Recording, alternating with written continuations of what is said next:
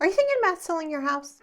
Well, in today's video, we're going to talk about the top 10 things you should not have on your property if you're thinking about selling it. We're going to discuss why I'm holding disposable booties, artwork, we're not going to go through that, and envelopes. You're not going to want to miss out on this one. So let's go ahead and get started right now.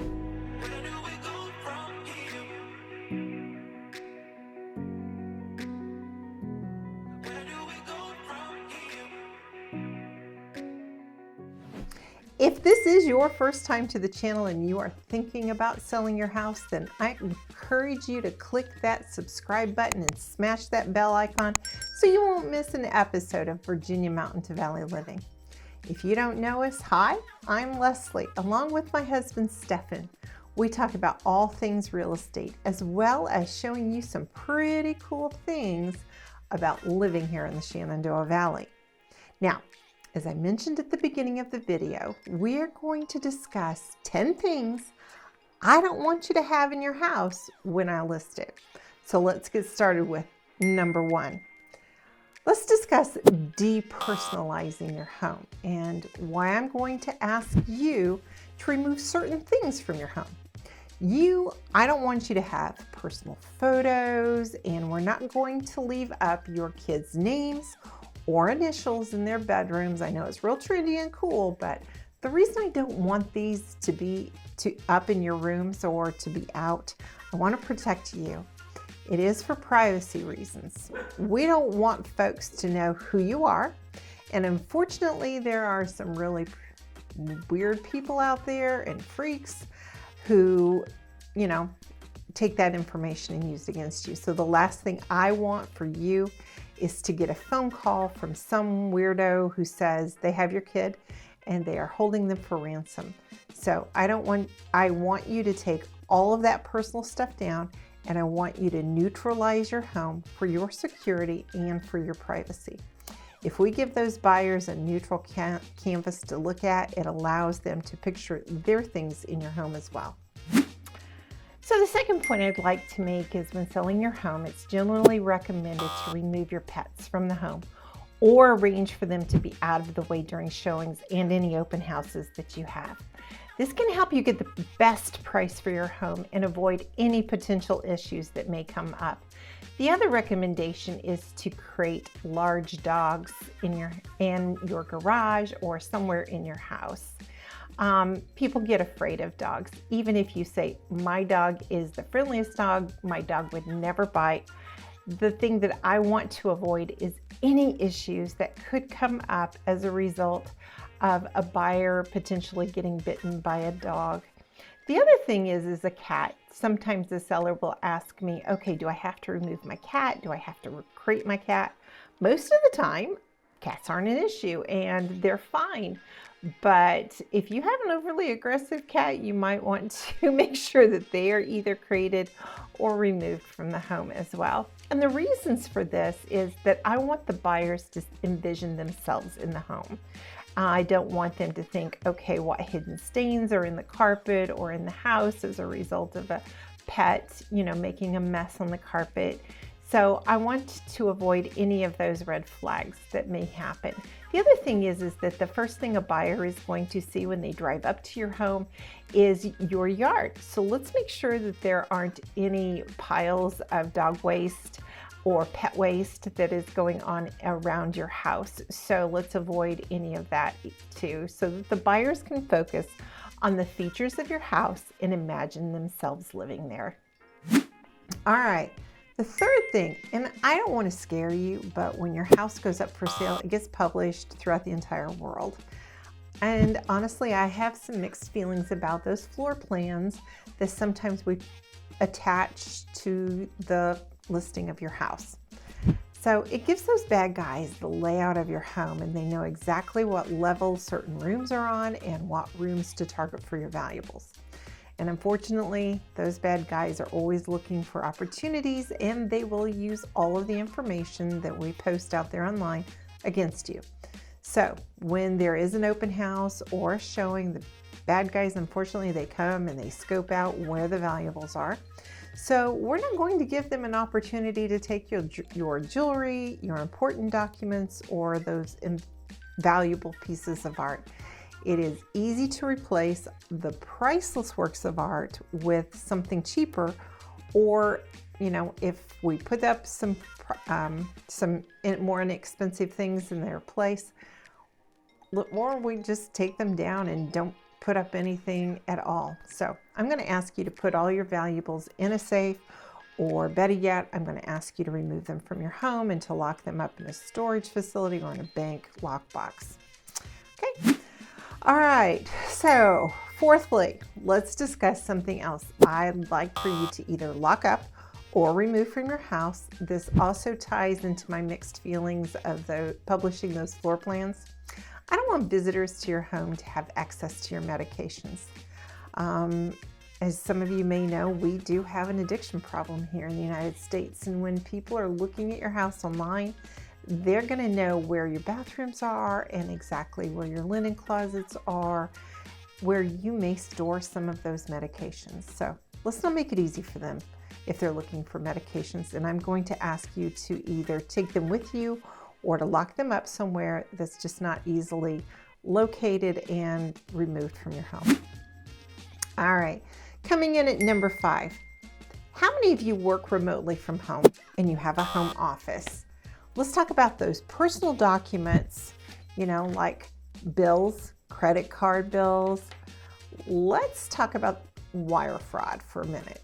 Criminals are looking for those credit card bills, those checkbooks, even the piggy banks in your kids' rooms. Don't be shocked. Yes, people are going to possibly open the drawers to your filing cabinet and the drawers on your desk, even if you say those pieces of furniture aren't for sale in your house. So I'm going to ask you to remove them, lock them up, all your financial documents from your house. So let's not be shocked when people actually do go through your personal things. I mean, when I go show a house, I'm with them, and most of the time people are really shy about even opening the refrigerator. So let's say that there is a seller who's conveying the refrigerator, the stove, the dishwasher, and maybe some other pieces of furniture with the house. I actually have to usually encourage people to open those drawers and those doors to your closets and all the things, but unfortunately, there are bad guys out there, and they're going to know where to rummage to find your private documents. So let's not give them a reason to go through your personal things. Let's not leave it out for them. Okay? All right. So the 6th thing I'm going to talk about are those crazy big safes that some people have in their garages or their basement. They are big and they're really hard to miss. So let's creatively disguise them.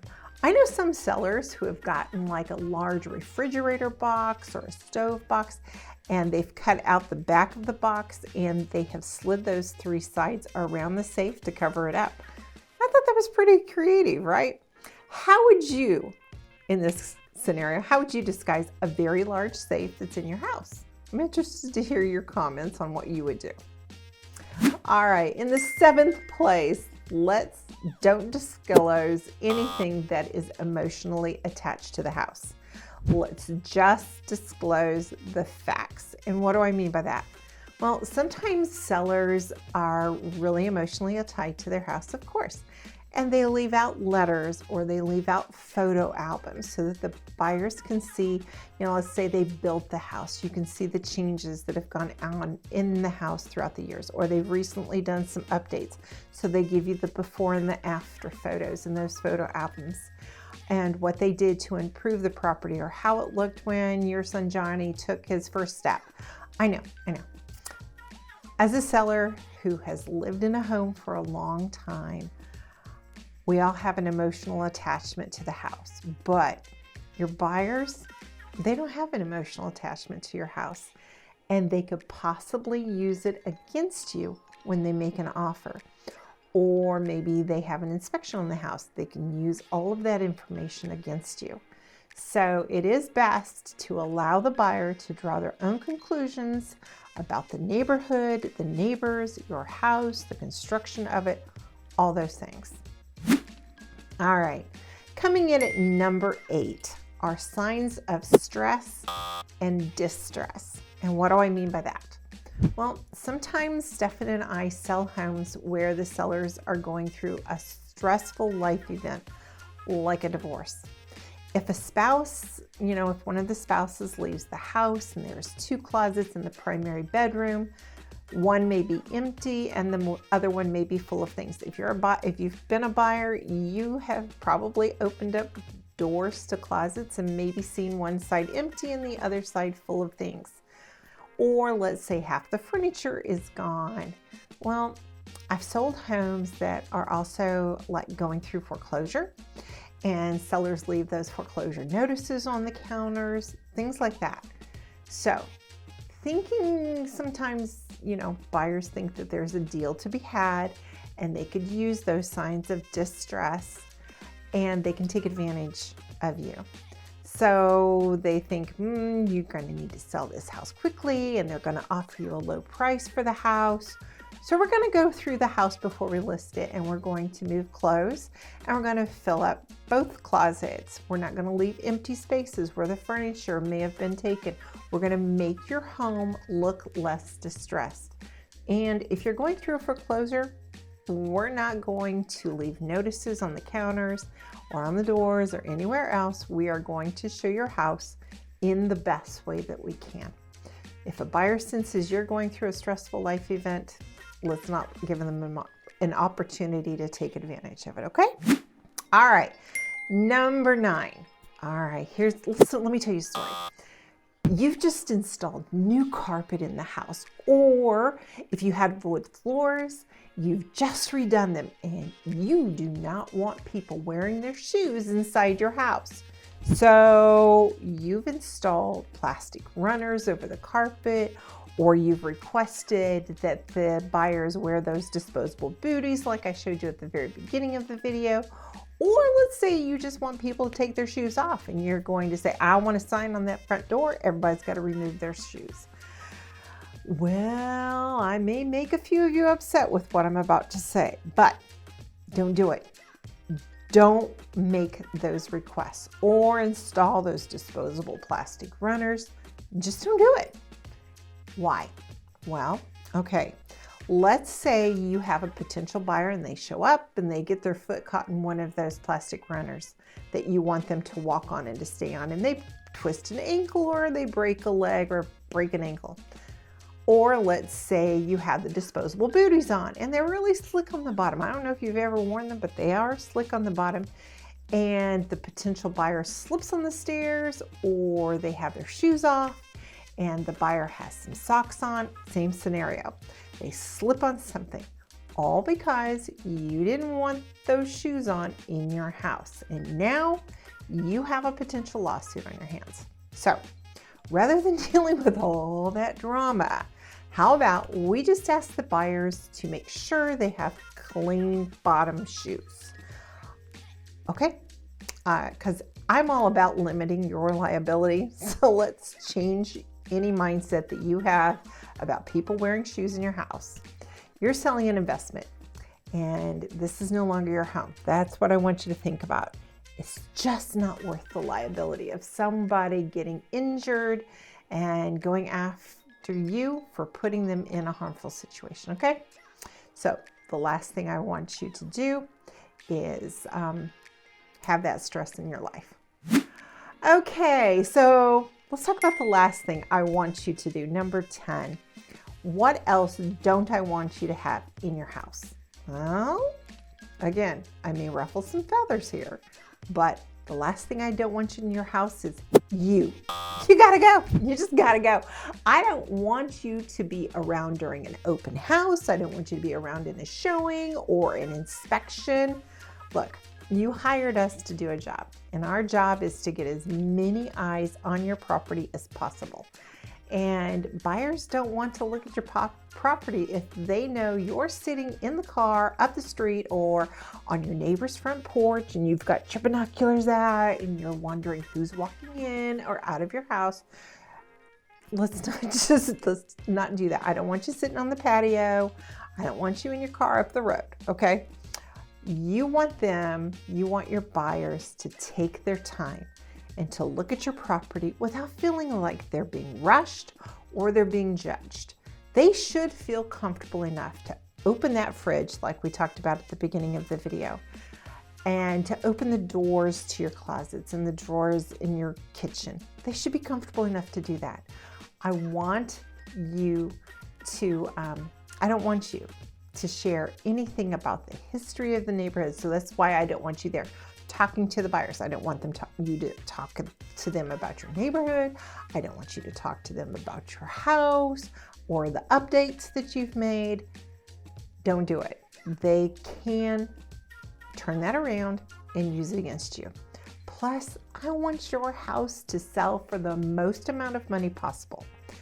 And I hope you understand why, okay? Buyers are asked, we ask them for feedback, and I want their opinions about your house to be as candid as possible. And if they know you're right there listening to them, they're not going to give me any candid feedback, okay? So, I hope you have enjoyed listening to the top 10 things that I don't want to have in your property when we're selling it. So if you can think of anything else that I haven't had in those top 10 things, I would love it if you commented below to let me know what you think should be added to the list. I really look forward to reading your comments. And if you like this video and you want to see more videos like this one, again, I encourage you to subscribe to our channel and smash that like button so you don't miss out on an episode of Virginia Mountain to Valley Living. All right, that concludes today's video, but until next time, I'll see you around town.